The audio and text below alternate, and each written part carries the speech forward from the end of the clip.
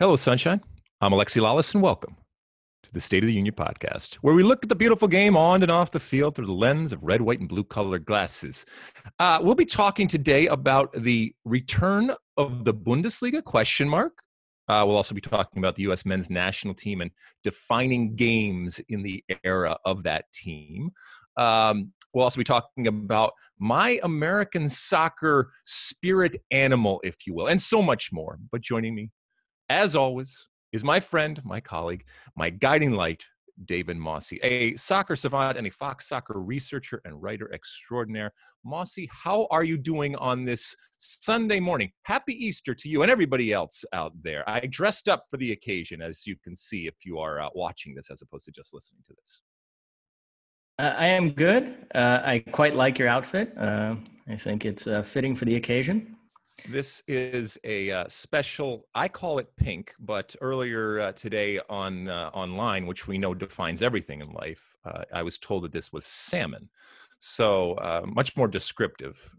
So I'm going to go with salmon. I bought this years ago back in Orlando when we first started doing games, the MLS version of Orlando.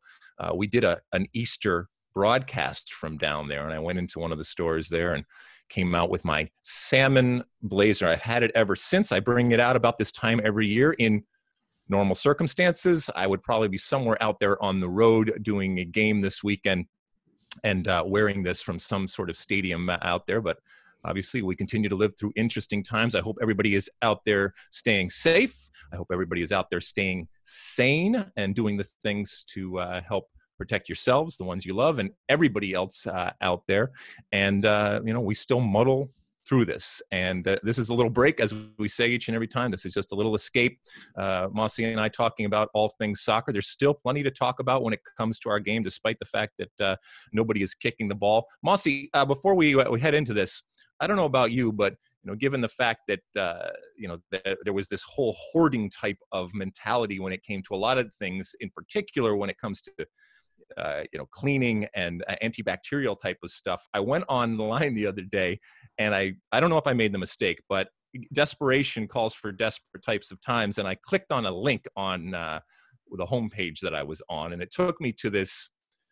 It has to be said, it looked a little shady, but I was able to buy, Purell type, not Purell, but the equivalent of Purell in a much more interesting type of form. I have no idea if this is ever going to arrive at my house. They do have my credit card number, so I am vigilantly checking my credit card to make sure, because who knows, they took plenty of my money, but I have yet to get any product right now. I can't be in the same boat. Are you all stocked up, and are you all sufficiently supplied when it comes to both the food and the disinfectant out there where you are?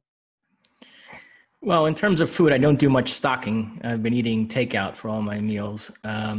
In terms of medical supplies, I am in good shape thanks to my parents, who mailed me a box of masks, which I've been wearing the last couple of days. I thought about doing this podcast in a mask, but really, I might not be able to understand all my words. So that's true. Yeah, we have. So they tell you. You should wear a mask, but masks are very, very difficult to get. They tell you that you should disinfect and do all these different things, and yet it's so difficult to find all this stuff. But as I've told my kids, I mean, this is we're calling this war that we are waging, but if the worst part about this, in order to keep yourself and others safe, is that you have to sit at home and you have to watch TV and you have to eat junk food and binge watch movies or TV or anything like out there, that's a small price to pay relative to other wars and the things that people have gone through in other wars. So, as I said, I hope everybody is staying safe. Everybody is staying sane as we go on. Mosse, let's talk a little of soccer. How about that? How about, you ready to light this candle? Yep. All right. We are going to start off with, Mosse, here, a conversation about the Bundesliga. Now, the Bundesliga, near and dear to our hearts over at Fox. We've been broadcasting it for a number of years. We obviously were in the middle of the season when the coronavirus crisis hit.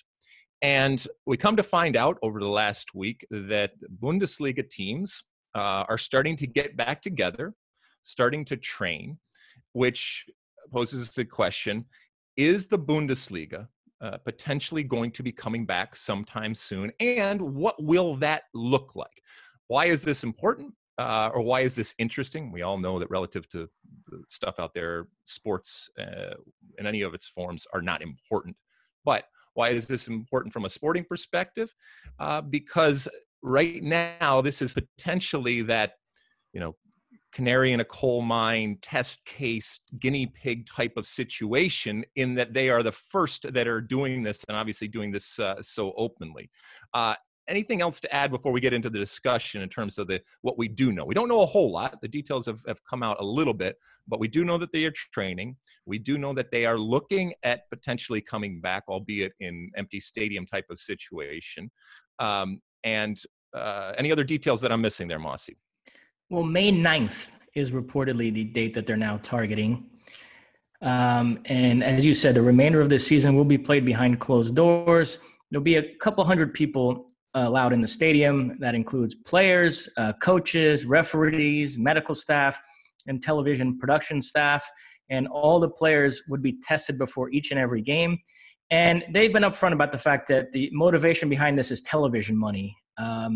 The Bundesliga clubs and clubs in the second division desperately need an infusion of cash. The Bundesliga chief estimated that if they don't get that injection of cash soon, as many as half the clubs in the second division would be in risk of bankruptcy. And there are 5 or 6 clubs in the Bundesliga that would also be at risk of bankruptcy. So the games, it appears, will restart in early May. Obviously, there's been a lot of debate about it. There are some people that feel like soccer shouldn't come back until you have fans in the stadium. And others feel like, no, that this is better than nothing. And at a time where you're trying to convince people to stay at home, giving them something to watch on television is actually, in some sense, a public service. And so what do you make of that? All right. So when I think about this, I think about it in terms of not just sports, but people gathering in groups. And as you mentioned, when this comes back, at least initially, it's going to be in front of empty stadiums, which is absolutely appropriate. We don't necessarily ever think about, and I know I'm stereotyping a little bit here, but when you think about Germany in general, you think about organization, you think about adherence, and you think about a smart society that is pragmatic and that is understands what needs to be done. If there is a safety aspect to that, they will deal with that. And if and when they come back, with all due respect, and I understand the ramifications from a business perspective and television contracts and all that kind of stuff, I don't think that they are going to risk doing anything that is going to endanger or risk the safety of anybody in there, even empty stadiums, because it's not as if you can have an empty stadium game and you just give the players and the coach the key and they open it up and they have a little run around. No, you still have to open up the joint. You still have to have people there to work it. You still have to, by the way, if it is about television, you still have to have people there to televise that. And if any of those men and women, either on the field or off the field, are put in a situation where their health is at risk because of this, that's going to be problematic. And let's be honest, when it comes to people congregating, whether it's for sports, whether it's for concerts, whether it's for religious reasons, whatever it ends up being, masses amounts of people getting together, until there is a cure or until there is an accepted type of successful treatment, that's not going to happen anytime soon. But it also doesn't mean that having empty stadium type of situations isn't going to put people at risk. Now, all of that said, if it comes back and it goes well, and this is why people are going to be looking at it, and not just soccer leagues out there, but I think all professional leagues will be out there looking at what they're doing, the things that they are doing before they actually kick a ball in earnest. And if it goes well, because if it doesn't go well, number one, the Bundesliga is going to take a huge, huge hit for coming back what people will recognize is at the wrong time and too early. And secondly, it's going to have a cascading type of effect on everybody else that maybe had been waiting to see what ultimately came from the Bundesliga doing that. The other part of it, and it's part of the whole conversation that had, no matter what, and I said this, I think, last pod, none of this is about being fair, okay? In that it's impossible in this unique and unprecedented type of moment to do anything that is fair to everyone. Everybody is going to have to make concessions. It's not going to be equal and balanced and fair for everybody, because while we are all going through this together, the reality is that you are going to have to do some things that hurt teams, that hurt leagues, that hurt individuals. And so everybody's going to be coming back at different times relative to where they are, relative to the rules and the safety precautions and all that kind of stuff. So everybody's going to have a little bit of advantage here or a little bit disadvantage here. It's impossible to have everybody have the best advantage. And the problem there arises if you are fighting for promotion, or if you're fighting against relegation and stuff like that.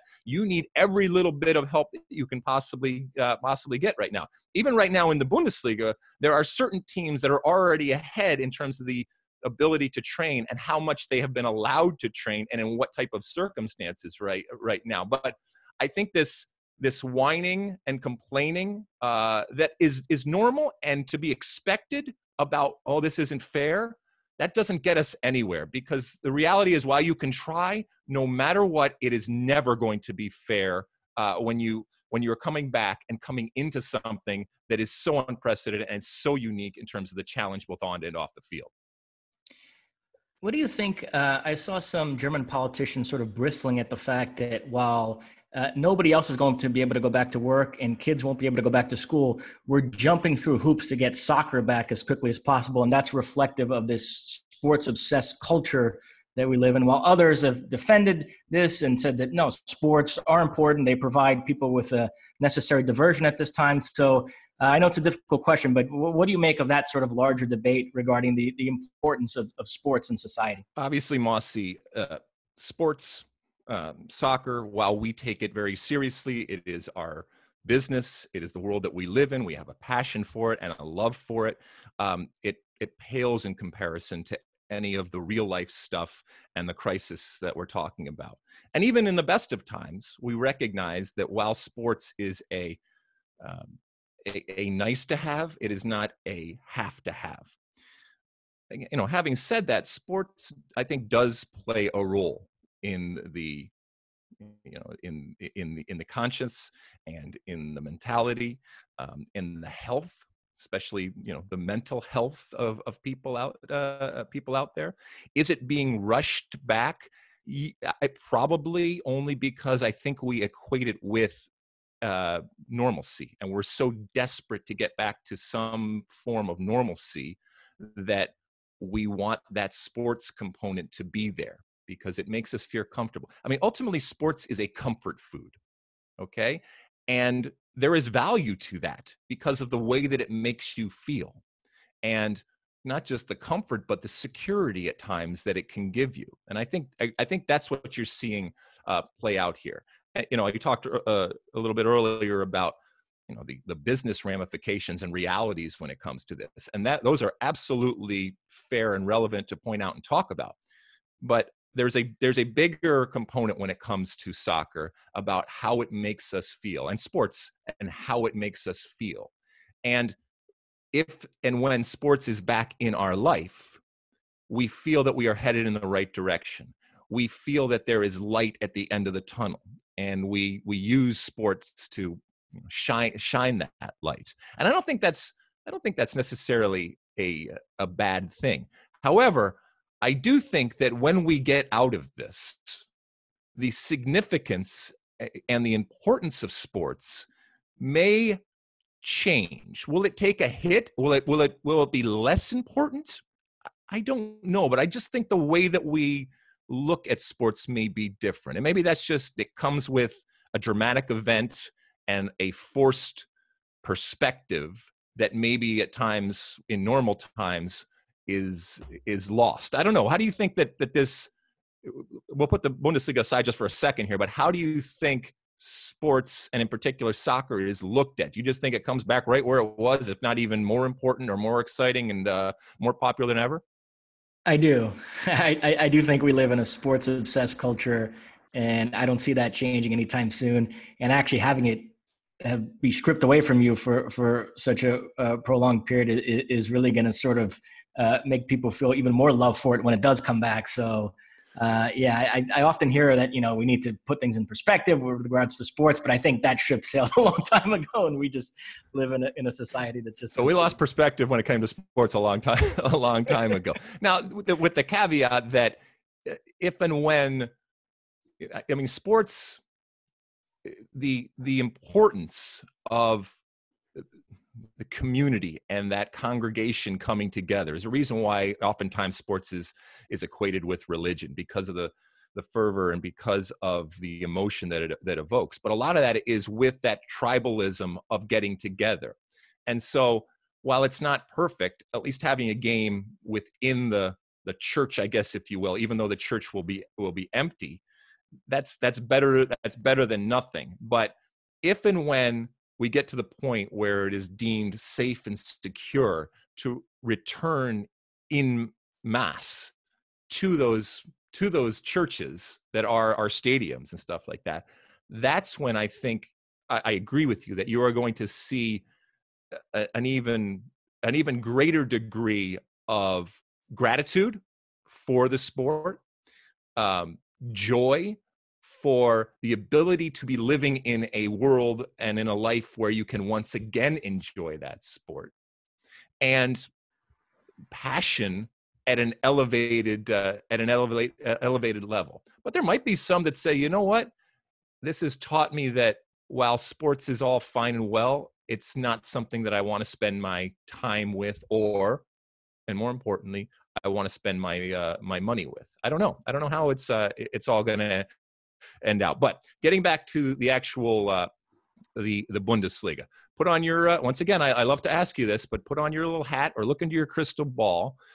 How do you think, I don't know, let's say a month from now or 2 months from now, we are looking at the Bundesliga? Do you think it will have played games? Do you think that it will have gone well, albeit in empty stadiums, and that we'll be well on our way to finishing out what has to be said is the most unique season, Bundesliga season in history? Yeah, I think there's a lot of momentum behind this May 9th date, and that is when we'll see the Bundesliga fire up again. And listen, I have to give them the benefit of the doubt. They wouldn't be doing this unless they felt like it was completely safe. So I think it's going to hopefully go well, beyond the fact that it is going to be empty stadiums, which, as we've talked about, is incredibly bizarre. It's a very bizarre way to watch a game. But I'm in the it's better than nothing camp. So I'm for coming back, even if it's an empty stadium. So it's just something we're going to have to get used to for the foreseeable future. Would you be in favor of piping in crowd noise? And I've talked about this before. I think that there's a real kind of, in a strange way, this creative opportunity to color the game from a technical perspective, and make it something, augment it. And I know it's fabricated, I get it, but this is ultimately entertainment. And even more so now, because since there's nobody in the stadium, everybody will be watching it on television. And I don't think it's wrong to try to do the things to make that experience as good as you can. And not that, and with an understanding that everybody's above board. Listen, this is what's happening right now. Do you think that would be something that you would be in favor of, or would you rather recognize that, look, this is what it is, and it's going to be stark, and it's going to be echoey, and it's going to be a little jarring to the senses watching that? No, I'd be in favor of it. If I'm not mistaken, I think PSG might have done it for the second leg against Dortmund. So yeah, I see nothing wrong with that. Yeah, I mean, I'm sure some purists out there might decry it as not being authentic, but if there's ever a time for those people to kind of step aside. I would love to see that happen. And the Bundesliga, I think that they would do it well. They create content well. They create it fast. It's of quality. I think they do a really good job of televising it. And so I think that they could find some really, really unique ways. And once again, to kind of show the rest of the world as, I guess, they're pioneers. And look, when you're a pioneer, if it goes well, you reap the rewards, and if it doesn't, you You're the one that ultimately pays the price. Who do you think is next in terms of the big leagues out there to follow suit? Tough to say. I mean, I would think maybe the Premier League. It seems like they're itching to get back. And, on the topic of television money, I mean, who has more to benefit financially than the Premier League? So, it's interesting. A couple of more notes on the Bundesliga. In Germany, players and clubs were able to get together and resolve the issue of players reducing their salaries with much less acrimony than we've seen in other countries. So that helped. But one issue that's come up is at this time when German clubs are in such need of money, it's been suggested that maybe they should be a little bit more flexible on the 50+1 model, but the Bundesliga chief came out and said, absolutely not. As long as I'm in charge, 50+1 will remain, and it's going to operate exactly the way it's been operating, and we're not going to be flexible on that at all. And I was thinking about, as I was reading about 50+1 the last couple of days, boy, it's amazing how long ago it feels that was the big controversy. Remember the Dietmar Hopp stuff and players walking off the field? And boy, that feels like ages ago now. Well, look, if a league like the Bundesliga that has such a long history and such a rich history, and as you mentioned, such a unique history when it comes to the actual structure of it, if this crisis were to change that, then I mean that would be seismic. But we all know that sometimes you have to do what is necessary in order to save something that you have, and that might mean that you have to adapt and you have to change. You have to make significant changes, and whether it's sports, soccer, or anything else out there from a business perspective, I think it's naive to think that we can just return to the way that it was. And so either because we've seen a better way, or because we've just had to adapt and change. There are going to be changes all across the board in our society, including in sports. And I think about, Mosse, for example, some of the challenges ahead. You mentioned your mask, right? So you could envision a time in the future, even if coronavirus subsides and we, as I said, either we have a vaccine or we have a suitable course of treatment that everybody is comfortable with, the recognition that our society's changing and that we may not shake hands anymore, okay? We may social distance just out of an abundance of caution. Even masks, for example. As you know, Mosse, one of the things that has come about in recent times is the incredible technology that enables people in a confined area and in masses to be tracked. Facial recognition, the security aspect. Can you imagine if you have an entire stadium full of home and opposing fans, all heated up, all passionate, and now they're all wearing masks, either that they brought or the branding's going to happen. The branding and the mask night is going to happen. But now every single person there is wearing a mask. And from a security perspective, that can be incredibly problematic. One of the tools that people have at their disposal when there is problems in the stadium is the video identification of individuals and faces and understanding. And if you can't do that, but there's going to be a whole lot of people that out of abundance of caution are going to be wearing masks. So there are so many things that we can think about. There's so many things that we don't think about that are going to come out of this going forward. What I think, and I don't want to speak for you, Mosse, but I think both of us and a lot of people, as we look at this Bundesliga test case here, what we want to come out is that it goes off without a hitch, in that people are safe. You get the Bundesliga to continue, so you're able to watch professional soccer being played in a league that we recognize is populated with wonderful, wonderful talent, and that others are able to see that test case and to see that template of how the Bundesliga go about it and are able to replicate it on a continual basis. And everybody just starts coming back at different times. And we get to a point where, at the very least, we can see professional soccer being played. And then in the distance, we're back to a situation where we are actually going to the games. But this is a start, and this is a positive. And in the same way,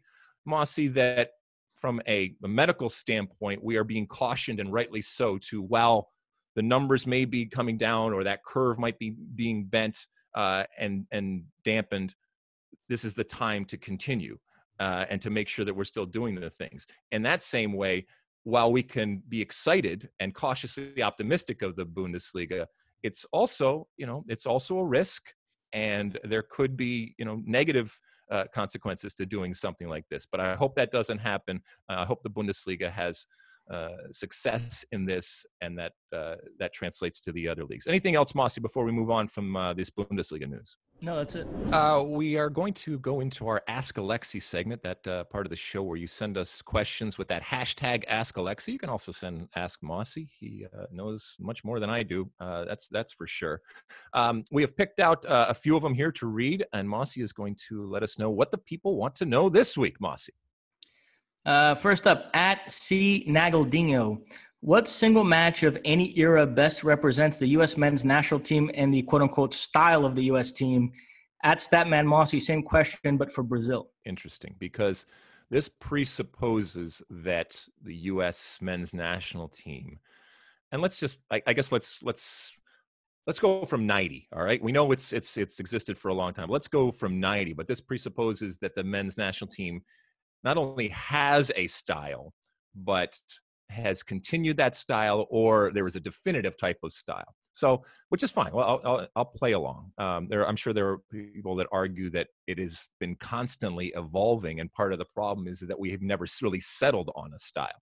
Having said that, I look back at the years, and I do, in my mind, have an idea of what the men's national team style, philosophy, whatever you want to call it, actually is. And I think these types of games reflect that. But I do recognize that it has evolved, and it has tried to change and add or augment over the years. And that there was a time where maybe it was more rudimentary and raw and brutal, and it has gotten a little bit more nuanced. Okay, so let's start I've talked about this game before, United States versus Argentina in the 1995 Copa America down in Uruguay. A momentous win for the U.S., 3-0. There was nothing smash and grab about it. There was nothing lucky about it, other than the usual luck that any team has. And I really think, because you might notice that I did not pick a game from the 1994 World Cup, and you can look at different games. For example, the U.S.-Colombia game, which was deserved, but I don't think it was the best game that we have ever played. But when I look at that Argentina-U.S. game, not only was it deserved, we took it to an Argentina team. We didn't bunker. There was no park the bus type of mentality. If and when we did get out on the break, because we were absorbing some pressure, it was decisive, with Eric Winalda and Joe Max Moore and these types of players. I think even in that game, we were playing three in the back. So I just think it was the most complete game. And what it did represent for me was this evolution from the team in 1994 to the team in 1995. And so many of us were so much more accomplished, and we had matured so much in that year that it all just kind of came together. If you look at that game, there is a rawness and a brutality and a physical nature that I think always epitomized the U.S. men's national team. And it's something that unfortunately, I think we've tried to get away from, because we associate getting away from that with we romanticize keeping the ball and possession of the ball with that must be evolution. And that's not always the case, but I digress. That could be something else. So that's one game. The other one that came to mind was the U.S.-Mexico game in 2002 in the World Cup. Why that game? Obviously, it was a seminal moment. It was 2-0. It was in a World Cup. There were no excuses from either side about players not there or home field advantage or anything like that. It was straight up, we are playing you. You had all the fundamentals out there. You had wonderful counterattacking and speed on the break that finished off. You had great aerial presence when it came to Brian McBride. You had great goalkeeping. You had a grit, if you will, for lack of a better word, when it came to, a Mastriani type of player. You had old school in a Kobe Jones, but you had new school in terms of a Landon Donovan. And so that's another one. And then the U.S. beating Spain in the Confederations Cup in what would have been 2009. At the time, Spain, the number one team in the world. And once again, completely deserved. Because I try to not have a game that you say, wow, it was just one of those days where all the stars aligned and everything went well. And it was all about luck and, a save here or a missed chance there, and it would have been a completely different game. And I think all three of those games do a good job of encapsulating what that team was at the moment and also took the best from the past. If I had to just pick one, I think I'm going to go with the 0-2 Mexico 2-0 win in the World Cup against Mexico. So that for me is the game that epitomizes what the U.S. men's national team is. In a strange way, that it's sandwiched between those other two that I mentioned. It took the best of what we were, and I think almost it was the best of what we would try to become later, and was encapsulated in one game. Mosse, what do you think of that before I get to your picks? No, I buy it. I like all your selections. Absolutely. And yeah, and that World Cup win over Mexico, I think that's the one game to me that stands out for sure. Is there a Brazilian one that you and your brethren over there always point to as almost and you have a much greater swath to choose from, obviously, but one that everyone points to? I know there's Brazilian teams that they point to, but is there a specific game that was the artist painting the masterpiece? Artists painting the masterpiece? Well, I gave this question a lot of thought. I certainly had the time to do so.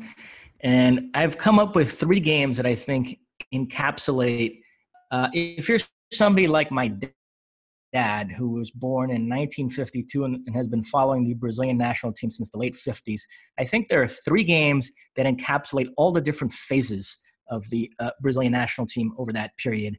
And ironically enough, they're all against Italy.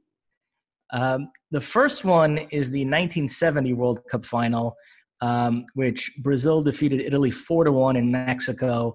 And that really was the culmination of this golden age of Brazilian football. From 1958 through 1970, Brazil won 3 out of 4 World Cups.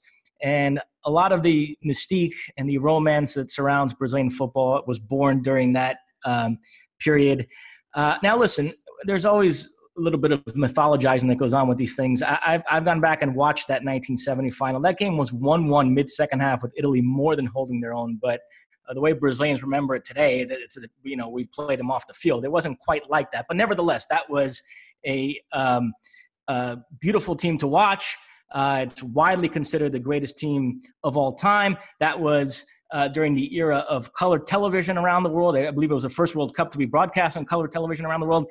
And they beat Italy 4-1 in the final. And the final goal, which was scored by Carlos Alberto, was this wonderful team move, which I think a lot of people look at as sort of a distillation of everything that people love and that made people fall in love with Brazilian football.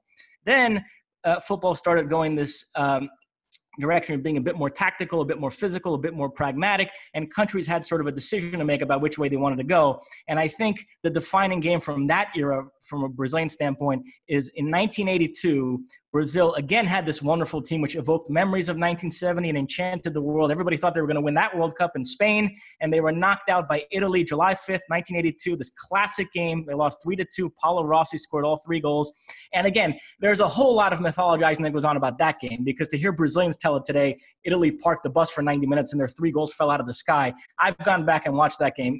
Italy played very well. They actually had a 4th goal wrongly disallowed at the end. It should have been 4-2, and they were deserved winners. But nevertheless, that game, losing that game, had a profound effect on Brazilian football, because that allowed all the pragmatists to say that in quote-unquote modern football, you can't win playing this way anymore, and Brazil needs to adopt a more pragmatic streak. And so Brazil has started going down this path, which I think they've been on for the last 30 or so years, and which is why the third game I picked, ironically enough, is actually the 94 World Cup final, because I think that game encapsulates this weird dilemma that Brazilian soccer fans have had the last 30 years, where we've continued to win a lot and be successful, but not do it in a way that's perhaps as satisfying and doing it in a way that sort of eroded some of the mystique that existed about Brazilian football. There's no less satisfying way to win a final of a major tournament than 0-0 after 120 minutes and winning on penalties. But that's how we won the World Cup, and so you're sort of trying to reconcile those two things. And so I think those to me would be the three games I would pick that would sort of span this whole sort of, I guess, 50, 60-year period of Brazilian football. I would think from a Brazilian, it begs to be chosen a losing game, because that's the romance that I feel when it comes to Brazil. So finding that game where you lost the battle, but you won the war. You in losing showed that you are going to stick with your principle, and that is so romantic that it should be celebrated and stuff like that. So those interesting, the games that you chose and why. Yeah, in Brazil, there's very much a feud between the 94 team and the 82 team, because the 94 guys, the Dungas and Romários, they resent the fact that the 82 team, which didn't win the World Cup, is more beloved in Brazil than the 94 team, which did. And when Dunga was the coach of Brazil and he adopted a more pragmatic style, a lot of the 82 players had become television pundits and were criticizing him. And he would throw it back at them and saying, what do you know? You guys are a bunch of losers who couldn't even win the World Cup. And so it really reignited that debate. And it really is sort of the defining debate in contemporary Brazilian football. Or do you give more merit to the 82 team that played beautifully but came up short, or the 94 team, which maybe wasn't as beautiful but actually won the World Cup? And I think where you come down on that sort of defines what type of fan you are today in Brazilian football, I think. I will leave it at this. I do not want a pragmatic Brazil. Okay, that's not what I signed up for. That's not what I was promised. And so, Dunga, that's not Brazil. Okay, so I'm sorry, Mr. Dunga. That's that you won a World Cup. Well done, congratulations. But I feel that, and I'm certainly not Brazilian. I don't want to speak for the Brazilians, but I feel that it's not enough to win for Brazil. You have to win in a certain way. And if you lose, at least lose in the way that is respectable and lives up to the level of romance that you have promised everybody around the world and the Brazilians out there. Is that fair enough to say, Mosse? Absolutely. All right, moving on. What's the next question here on the Ask Alexi old machine here? Next up, at Chelsea Matt 33. What current player reminds you most of yourself? Ooh, interesting. Well, we know they broke the mold. Not because it couldn't get any better, but because they wanted to make sure that they never had to deal with that ever again. Okay, let me think here. Two people come to mind in the game today, and I'm gonna stick with the Americans. And players that in both these cases are players that have featured and continue to feature for the U.S. men's national team. One of them currently, Walker Zimmerman, center back now for Nashville, previously for LAFC and for FC Dallas.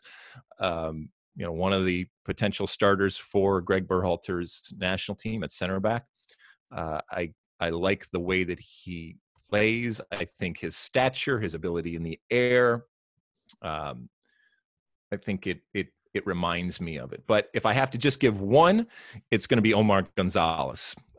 People remember him. There's how do I say this kindly? Well, it doesn't matter because I'm talking about myself too. So there is an awkwardness and gangly type of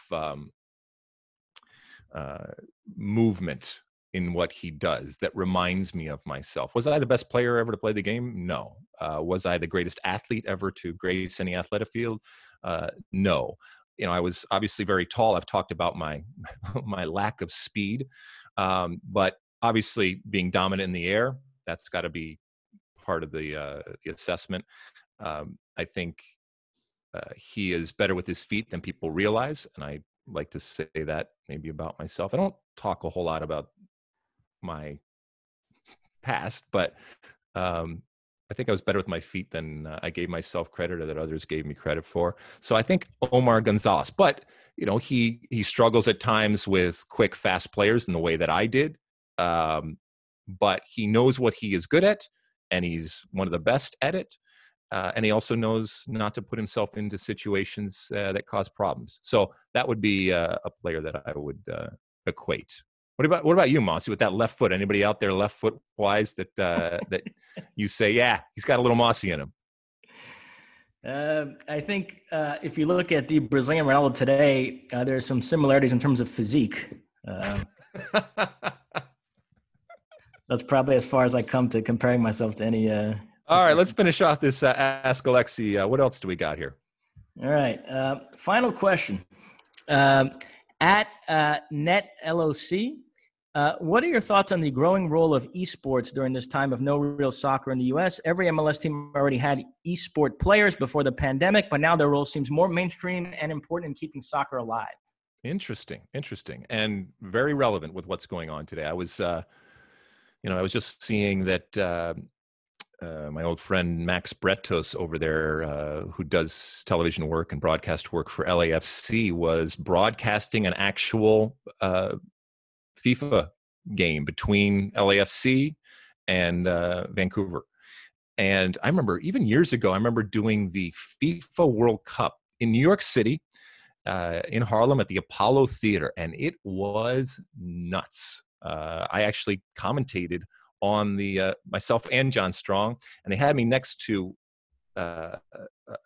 someone I didn't know, and I found out this guy had like 10 million people on YouTube that follow him. He was explaining to me the fast twitch and how you get older and you lose some of the movement in your fingers and all that kind of stuff. So even back then, it was important. It continues to be important. And actually, it has been an incredible educator of now multiple generations. There are multiple generations that without video gaming and without, in particular, FIFA, would not have been involved in the game, would not know coaches and grounds and leagues and teams and tactics and all the different stuff that comes out of the game. So I think it's a wonderful tool, and it's a wonderful way of getting people into the tent that might not come in the traditional way.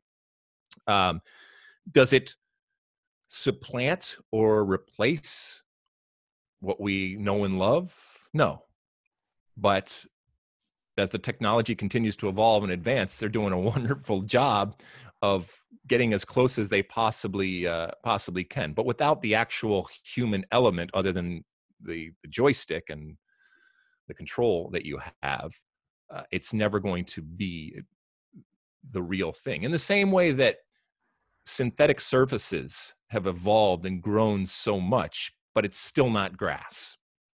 And until they can actually put it up against grass, until esports can actually put it up against the real thing and come out equal or better, it's always going to be below it. And it's not a bad thing. And right now it is taking the place of what we have. There's a competitive side to it.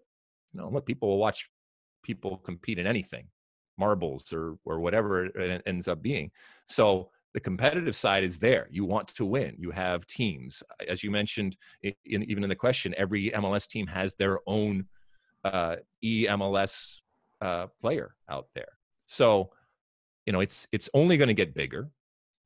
It's wonderful to see, because ultimately, I've said before, I don't care whether it's men, women, co-ed, naked, or esports. As long as people are playing the game in some form and are into the game and are passionate about the game in some form, I'm good with it. I don't think it's detrimental. I don't think it's a problem. I don't think the challenge of esports to the traditional games is something to fear if you can try to incorporate it and make it part of the whole culture of being a soccer fan.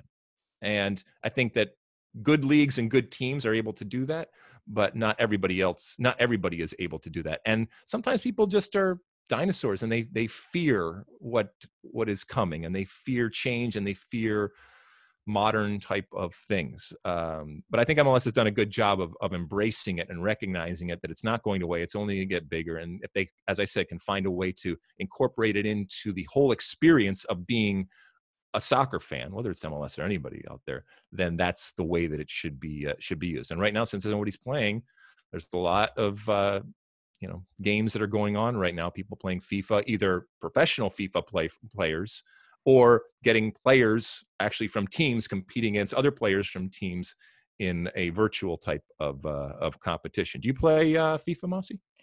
Not anymore. I had a phase as a youngster. I used to love to play FIFA. And also before that, I used to love the NHL Sega Genesis game growing up. I thought that was terrific. And what happened? You grew up and just got out of it? You wanted the real thing? Yeah, I mean, I don't want to offend older people who still play, but yes, I grew up. I also had a wrestling phase, and I thought everybody outgrew that eventually, but Rob Stone clearly proves otherwise. I'm going to tell him you said that. By the way, we are before we head off into our next segment, I just want to show you something.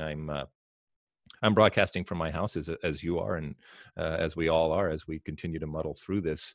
My wife just handed me a napkin for my incredible reusable Solo cup that was given to me as a gift. It's a Stein. It's wonderful. You can put it in the dishwasher and everything. But she just handed me a napkin, and I don't know if you can see this, but it basically sums up my existence at home right now. So there we go. So there is no time. There are no days, an acceptable hour to cocktail. It doesn't exist anymore. So, but I am doing this completely sober. This is my green tea. I've become addicted to green tea. I drink a lot of green tea nowadays, Mosse. I don't know what you're drinking over there, but all right, that's enough of Ask Alexi. But definitely continue to use that hashtag Ask Alexi out there and send us your comments, questions, and concerns, and we will pick a few of them each and every week, as we always do, and read them out on air. Mosse, anything else before we move on? Nope. Mosse, let's do a little exercise here.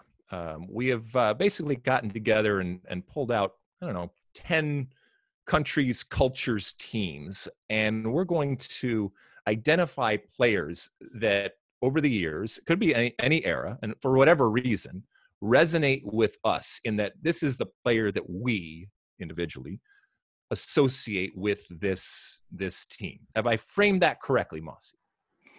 Yeah, it's actually 12 countries. And credit where credit's due. This was somebody on Twitter who posted this question. So they selected the countries, folks. So if you feel like we left out a country that merited the discussion, then it wasn't our decision. We just went with their list, and it's 12 countries. And we decided the assignment we were each given from Alex Dowd was to pick our favorite player from each of those countries. I went a step beyond and also identified who I think the greatest player is from each of those countries. So we'll go through all that, but I think you're up first. Can you give us the countries first? I want to make sure that I have all 12 of them. Go for it. Read down the countries.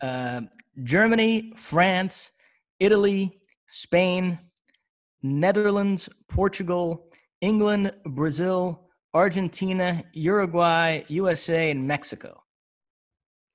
Okay.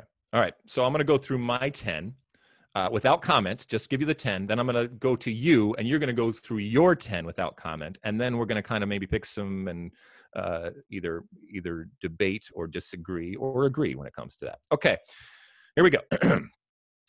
Germany, Kaiser, Beckenbauer.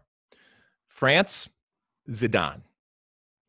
Italy, Paolo Maldini. Spain, Puyol. Netherlands, Cruyff. Portugal, Rui Costa. England, Gaza. Brazil, Romario. I don't know if I pronounced that right for you, but anyway. Argentina, Diego Maradona, in case there was any doubt. Uruguay, Luis Suarez. Mexico, Claudio Suarez. US, Tab Ramos. Did I hit all of the countries there? I hope I did. You did. And those were your favorite players from each of those countries. Those are my favorite players from those countries, the ones that resonated me. It could be for any number of reasons, and if you want, I can give those to you. But those are them. So let that digest now for you out there as Mosse gives us his picks. Go for it, Mosse. Okay, Germany's greatest player is Beckenbauer, but my favorite player is Schweinsteiger. France, this is one of the great debates in world football, Zidane versus Platini. I think Zidane takes it by a hair. I think he is France's greatest player, and he also happens to be my favorite French player. So Zidane there. Italy, I've spoken on this podcast before about how much I love Italian players. For a country that's known for defense, they've produced some of the classiest players in the last 30 years, from Baggio to Del Piero to Totti to Pirlo. I am going to go with Del Piero as my favorite. In terms of greatest all-time Italian player, I thought about going real hipster on you and going Giuseppe Meazza, who was the star of the 34 and 38 World Cup winning teams. But I'll go with Paolo Maldini as the greatest ever Italian player. Spain, my favorite is Xavi. And as far as Spain's greatest ever player, I think it is a flip of a coin between Xavi and Iniesta. I'll go with Xavi there too. Netherlands' greatest all-time player is Cruyff, but my favorite Dutch player is Dennis Bergkamp. Portugal, greatest all-time player is Cristiano Ronaldo, but my favorite Portuguese player, and great minds think alike, is Rui Costa. Always had a thing for him. Love that guy. Watched him play with Fiorentina live at the Artemio Franchi Stadium. England, greatest ever player, Sir Bobby Charlton. My favorite player, it was between Gaza and Alan Shearer. I went with Shearer. Bonus points for making you look ridiculous at Wembley in '94. Get in line. Yeah. Brazil, greatest ever player is Pele, but my favorite is Ronaldo. I've talked about it many times. Argentina, greatest ever player. I know we could do a whole podcast on this, but I go Messi over Maradona. And then my favorite all-time Argentinian, there are a couple of guys I love, Javier Zanetti and Fernando Redondo. It could go either way there. I'll go with Redondo just for the purposes of picking one. Uruguay, greatest ever player is Luis Suarez, and my favorite is Luis Suarez, so Suarez there. USA, although Christian Pulisic is obviously the most talented player the U.S. has ever produced, only a fool that since he's only 21 and hasn't actually achieved anything, I'll go with Landon Donovan as the U.S.'s greatest ever player. My favorite would be John O'Brien. We talked about it in that discussion about injury what ifs. I remember watching that guy in 2002 and being blown away. I thought he was so talented. And then Mexico, finally, greatest ever player, Hugo Sanchez, and my favorite Mexican player, Andres Guardado. Wonderful, wonderful. All right, so I'm going to change one of mine based on your selection. Remind me again who you picked for Italy. I picked Del Piero as my favorite and Maldini as their greatest ever player. You think that Maldini is the greatest Italian player ever? Okay. I'm going to change it to Buffon in that, all of this is obviously what moves you, what hits you. And it doesn't even necessarily have to do with kicking the ball. We all know the epic moments in broadcasting when Italy is playing and we come down the line at the beginning of the game and we see Gigi Buffon singing the national anthem. That in and of itself, it sounds dumb. It sounds stupid to base everything off of that. I mean, look, he's also one of the great goalkeepers ever to play the game. But that moment for me is epic. I'm changing it. I'm taking Paolo Maldini out and I'm putting Gigi Buffon in for that. Now, so that's one thing. Who did you have for Spain? Xavi as my favorite all-time player, and then I said it's sort of a flip of a coin between Xavi and Iniesta for their greatest ever player. Yeah, I went with Puyol, and the reason I went with that, not the least of which is, got to love a long hair there, and an ability to get up in the air and go up on set pieces and do all that. But he, for me, one of the reasons why he stood out because he was so anti, and it's not that he couldn't play, but he was so anti what Spain kind of was coming to represent.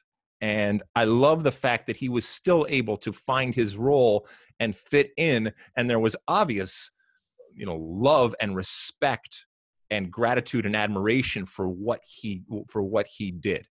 You'll see that there's a lot of characters on here. Gaza, Diego over Messi. As anybody that's listened to this pod knows, I love big, bold, arrogant characters. I don't even have to agree with everything they do. I don't even have to like them. Okay. But I want to be entertained. I want performers. I want people who recognize that they are on stage for me and revel in it and want to do it and are bigger than life in the things that they do. And so that's reflected in a lot of the different things here, but not necessarily in someone like Claudio Suarez for Mexico, who I picked, because he was the epitome of a center back who never panicked, who read the game, who put out fires before anybody knew they were even about to start. Just a class player, a class individual. I've talked to you about Tab Ramos and how he was a man out of time.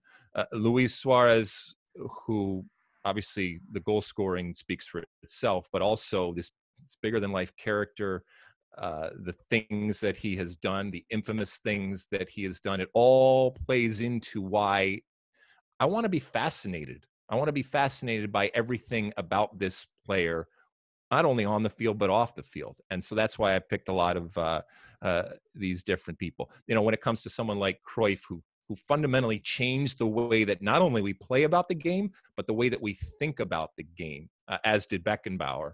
That's hard to do. That's hard to do in life, in a lot of things in life. And it's certainly hard to do in sports, to have somebody do something that either in the moment or after the moment, it's recognized that they, in the way that they went about it, changed the way we play or think about the game. That doesn't happen a lot. And we are still feeling the effects of him, both as a player and as obviously as a manager. But I know this was players. Any specific ones you want to point out on your list there, Mosse? No, I just think the most fun debate, obviously Messi versus Maradona, is just an eternal debate that we're always going to have. But I just find Zidane versus Platini to be really fun. I know a lot of it depends on how old you are, but I've spoken to people who I consider equally knowledgeable about the game who will fiercely defend different sides of that one. Obviously, Zidane has the World Cup in his resume. Platini doesn't. So why do you come out on the Zidane side? I'm sorry? Why do you come out on the Zidane side over Platini? Yeah, again, maybe age has something to do with it.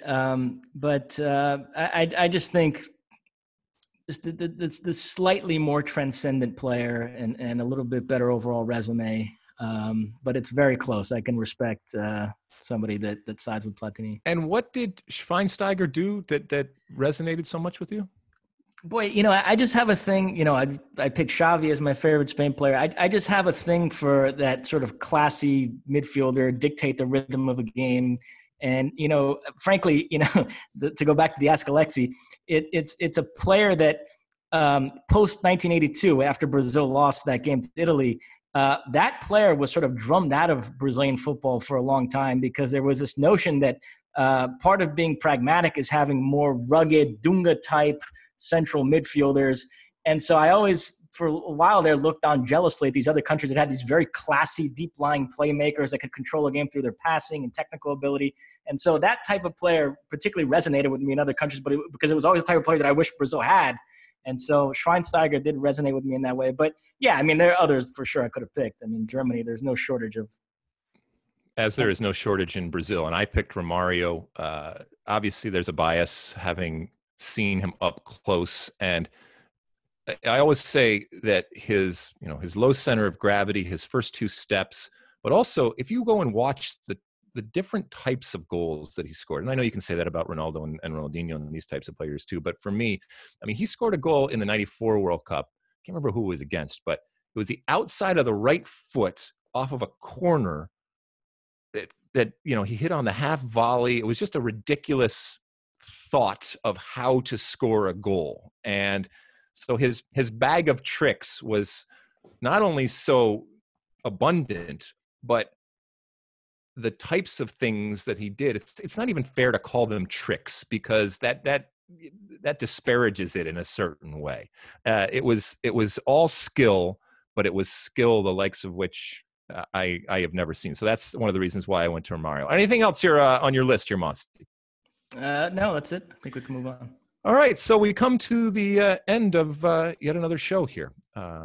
We at the end of each and every show, I give you a little one for the road here, and I want to bring you back to the 70s and 80s of soccer. I always say that it's not imperative or important to me that this generation understands, let alone respects, anything that happened in the past. But perspective, I think, can be beneficial and ultimately can be entertaining and interesting. I don't know if this is going to be, but I'm going to try to give you a little peek back at my existence back in the 70s and 80s. And I do so because this is the 50th year of the publication of Soccer America. Soccer America was a magazine that was started back in 1971, so it's just started their 50th year. And for those of us in the Wild West type of soccer community, especially in the 80s, when I was just trying to figure out what I was as a soccer player and where I fit, it was the Bible, and it was a magazine.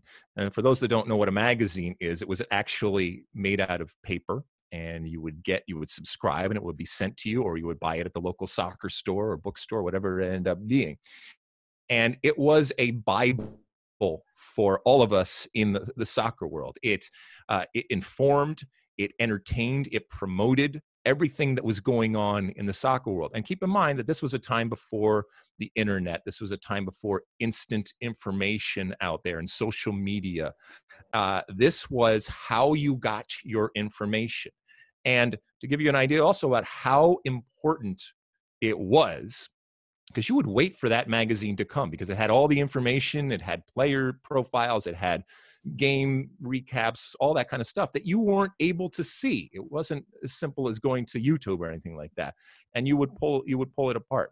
The reason why, or one of the reasons why I went to Rutgers University, was specifically because I had gotten a copy of Soccer America. I had never seen, read, or heard anything about Rutgers University. And I got a copy of Soccer America, and I read something about Peter Vermes, who would then go on and star for Rutgers and the national team starting in 1990, playing in the World Cup for the US.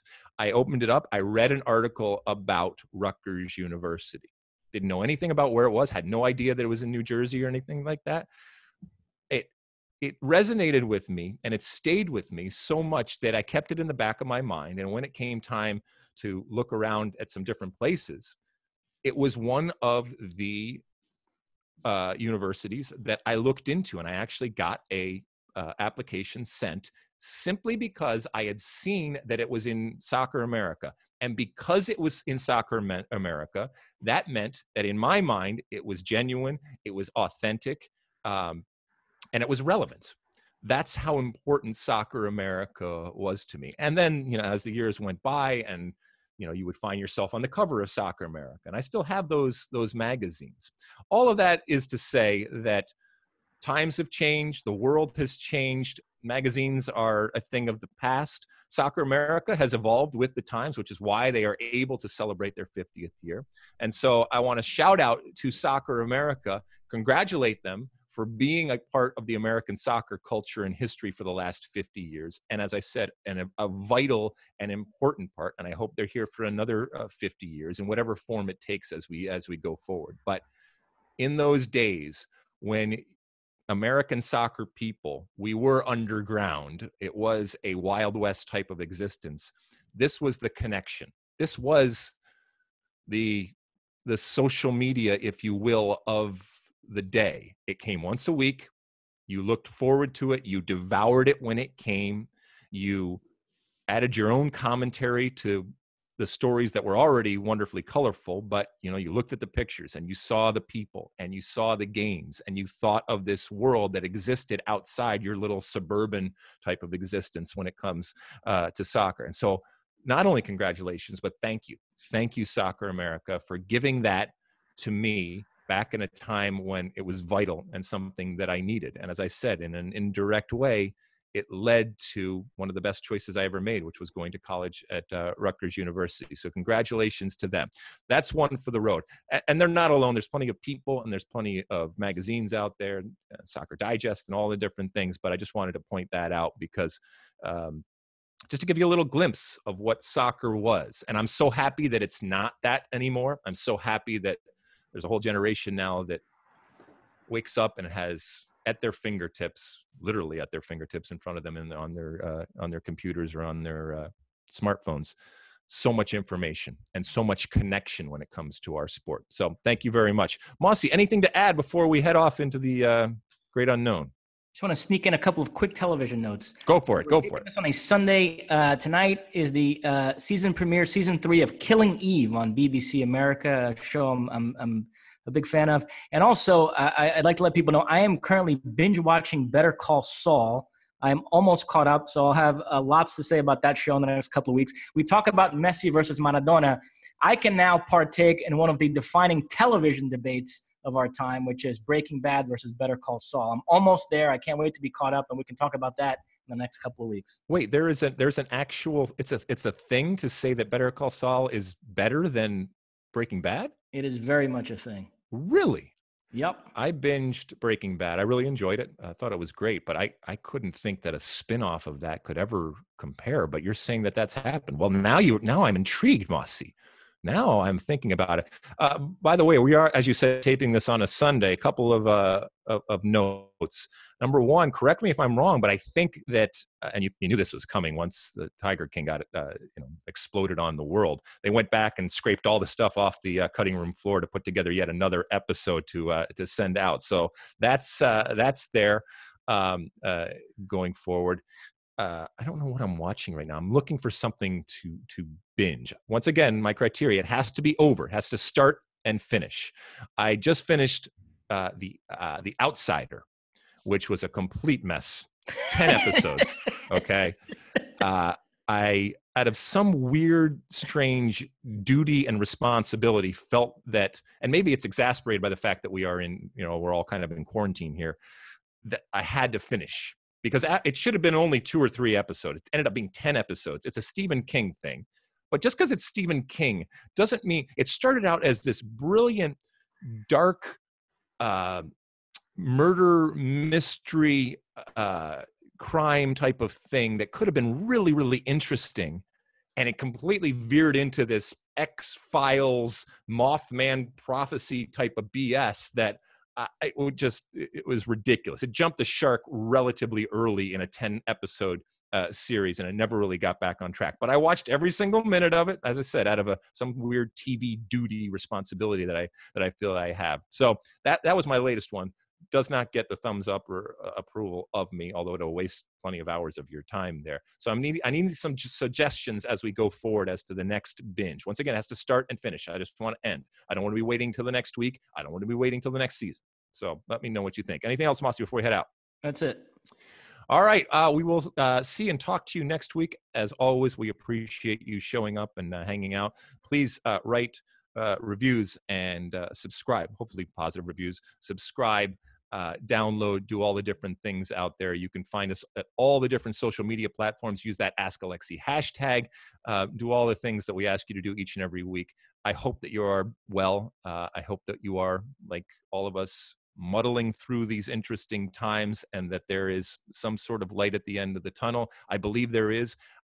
This too shall pass. I truly believe that, and we will come out different from having gone through a monumental and epic type of moment in human history. But, I do believe that we will come out stronger. I hope that you're staying safe. I hope that you're staying sane. And I hope that we have some sort of soccer in our future to be able to watch. If nothing else, we have the ability to talk about it. And so we'll continue to do that. Mosse, thank you, my friend. Have a good week. You too. All right. Size the day. You like that clip? Well, my State of the Union podcast drops every week. Subscribe now on Apple Podcasts, Spotify, or wherever you get your podcasts.